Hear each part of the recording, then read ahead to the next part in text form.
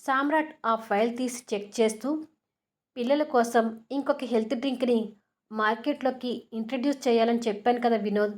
దానికి సంబంధించిన ఫార్ములాస్ ఏమైనా అందాయా? అని అడుగుతాడు. ఇంకా లేదన్నయ్య. ఆ ప్రయత్నంలోనే ఉన్నాను అంటాడు.